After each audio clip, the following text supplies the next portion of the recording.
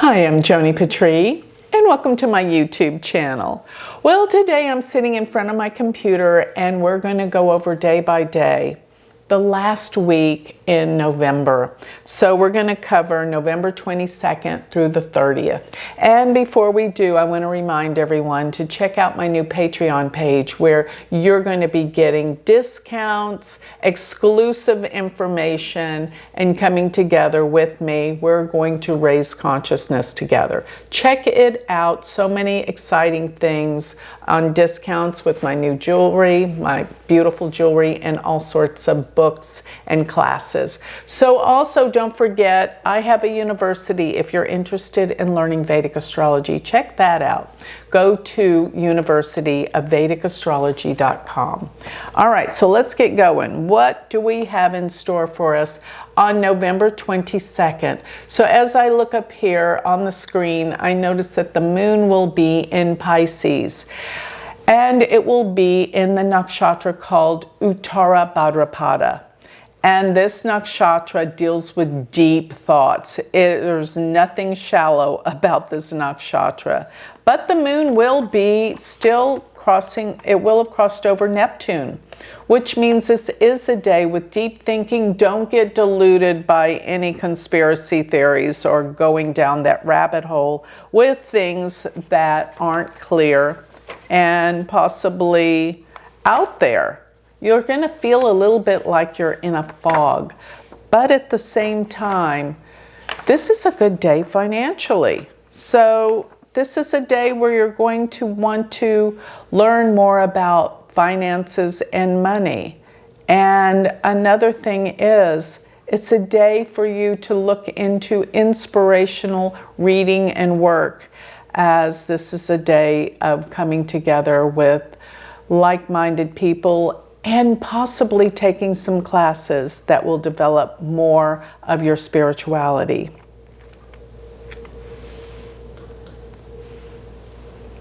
November 23rd, the moon is going to be in Pisces, but it's going to move into the nakshatra Revati. And Revati is such a positive nakshatra. It is ruled by God Pushan, which is protects you when you travel. So this is a good day for travels. And all at the same time, the moon will be opposed by Venus, which is such a positive aspect. It can deal with happiness, relationships, bringing together love and harmony. So another thing, this is still a great day for spiritual development as well as getting organized financially.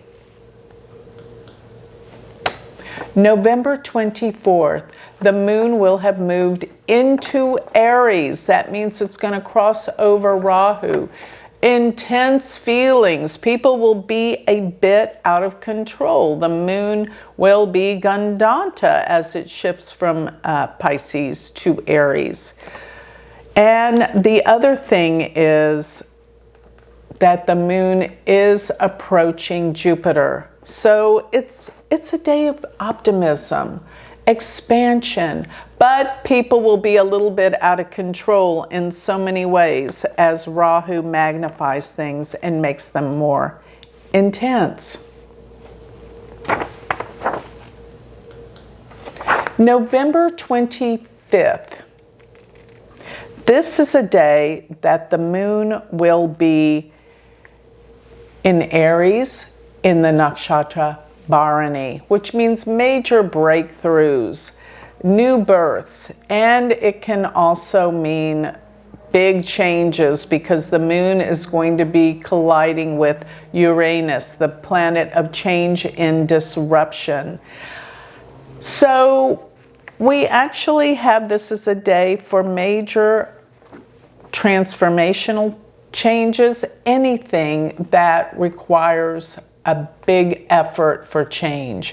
One more thing I am seeing here is that Bharani means you could be the first to do something. So don't be afraid to be a pioneer. If you feel the urge to do something brand new, you'll be successful.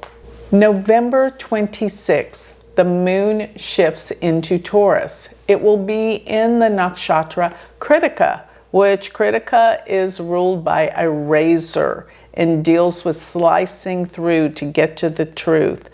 But I'll tell you something, while this moon sits here in Taurus, the Sun and Mars are going to be opposing the moon, which means relationships can be under fire. Be aware. Your partner may be very argumentative, maybe blaming you for things that you didn't do. Just realize it's only for a day or two. Get past it, and I bet you'll come together with an understanding after the 26th. November 27th is the full moon.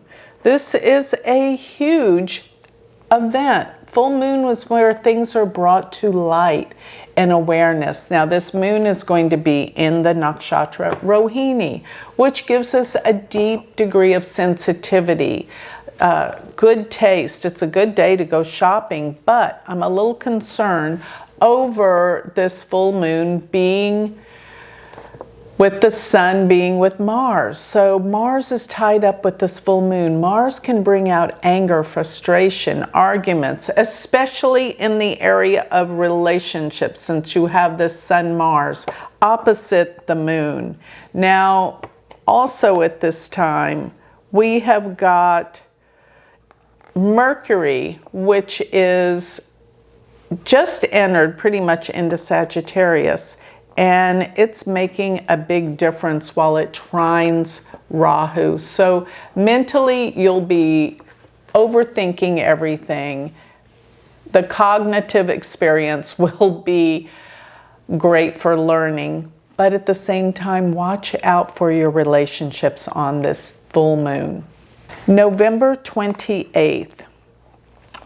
This is the time that the moon will go into Gemini. And as it does, it's going to be in the nakshatra called Mrigashira. And that's always the nakshatra for searching, hunting, and seeking things out. In the sign of Gemini, communications are good. You're really learning and expressing yourself very clearly. Now, the moon does go into Gemini at 2:30 p.m. Central Standard Time. Before that, it's still in Taurus.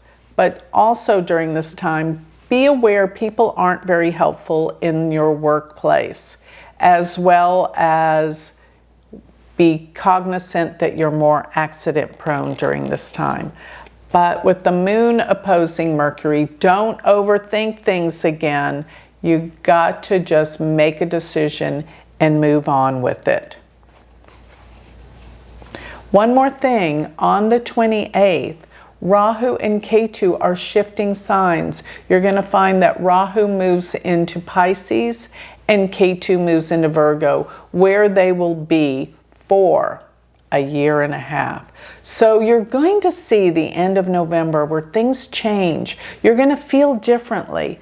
Things are just going to evolve in a different way. The minute the nodes change signs, everyone feels it because it's going to go into a different house in your chart, which will activate radical changes in your life in a whole different area, because wherever Rahu and Ketu are where the most critical mass changes occur in our lives personally.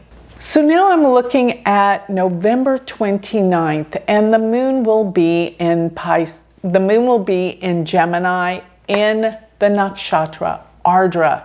Ardra symbol is a teardrop, so it's a day of seriousness and expressing ourselves clearly, because you want people to understand where you are coming from. Okay? Now, another thing about this day is you might find that you're a tad bit accident prone. Be aware of that. And once again, this is great for meeting people. Jupiter's in the 11th house from the moon, so go to the parties, go to the events. You never know who you're going to meet. November 30th. So this is a big day because we have Venus has just shifted Well, actually, it probably happened late last night, but Venus and Ketu just switched signs. And what you're going to find is you will be reminded of someone from your past that you had a serious relationship with. So be aware of this. Now, the moon is shifting into the nakshatra called Purnavasu. Purnavasu means return of the light. So there is somebody returning in your life, and maybe it's just a fleeting thought, but it gives you a sense of happiness and joy. Now, the moon is also reflecting that Venus being in Libra now, Venus being in Libra will open love and harmony in the dating scene. So go out, meet people. If you're looking for a relationship, this is a beautiful day to do so. And you will be reminded of past good feelings you had in previous relationships. So be aware of people in the workplace. You're still having an issue with that, but it is a great day to go out and meet new people. Don't miss any opportunities for social events and parties. You could meet someone here, and somebody very, very important. So with that, that covers the last and final week of November. I hope you've gained some kind of insight to better give you guidance throughout your daily activities each and every day of this month of November. So we will move on soon to looking at December. So with that, I think I'll close. Remember, if you want more information about me, you can always go to my website, which is galacticcenter.org, as well as remember to look at my university if you want to learn. Go to universityofvedicastrology.com. Thank you.